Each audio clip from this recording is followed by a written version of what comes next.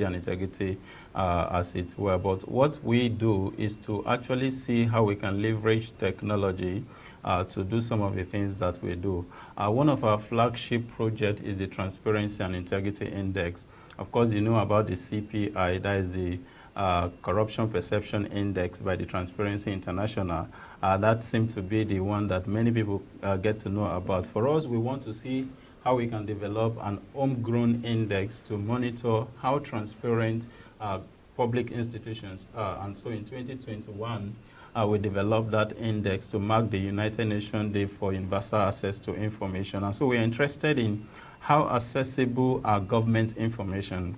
There are certain laws, of course, the freedom of information. That index is actually developed based on certain laws, local laws, and international commitment that the country has over the years committed to. You know about the freedom of information.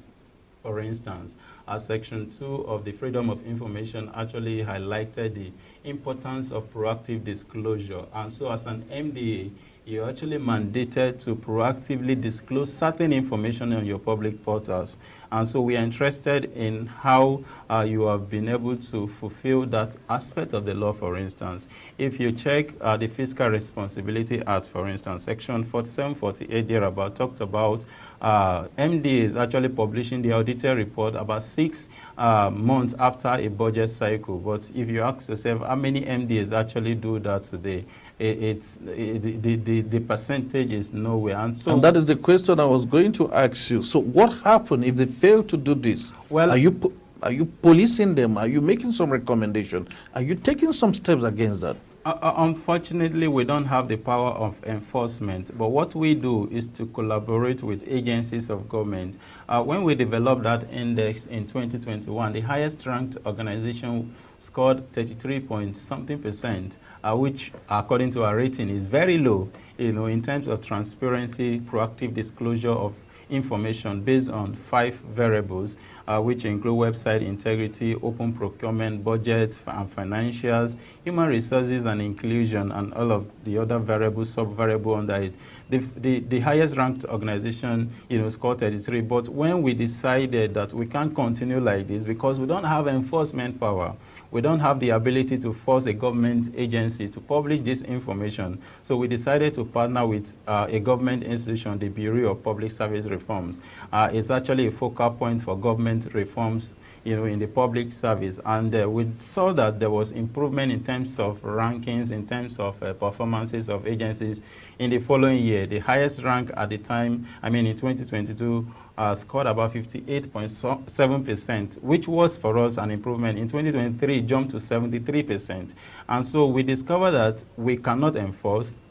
So what we do is to co-create, collaborate, and this is one thing that civil society and of course media must begin to, start thinking about. How can we be less confrontational to actually co-creating ideas, collaborating to see how we can actually elicit some level of compliance from government agencies. And so the compliance level for us, for the index, has improved over the year. But again, there is more work to be done because we discovered that the organization at the top level category continue to improve, and most of them are some semi-government organizations, like Development Bank of Nigeria, for instance.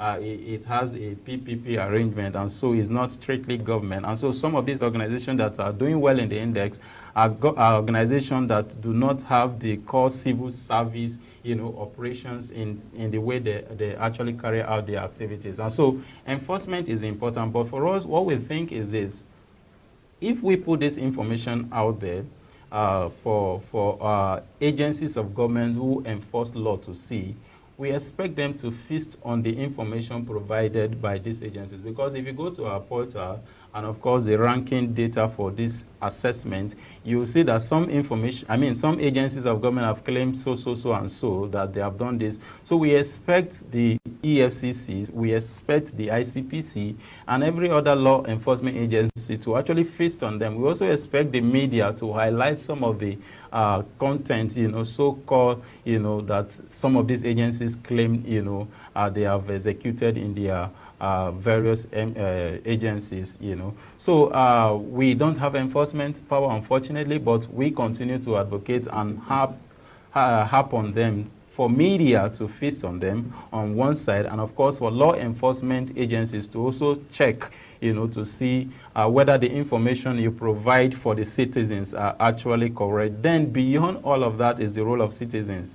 And so if we were able to actually get MDAs to publish some of this information, we expect the citizens, you know, to check that this information you say, this project that you claim that you carry out in XYZ, we cannot see the project. So how did it come about? And I want to bring to this conversation the fact that where we have seen non-compliance most in our assessment is the area of procurement. And so most MDAs do not put their procurement information out there. And so it is difficult for some persons who are interested in checking the procurement record of MDAs to do that, because is there any penalty if that is not done?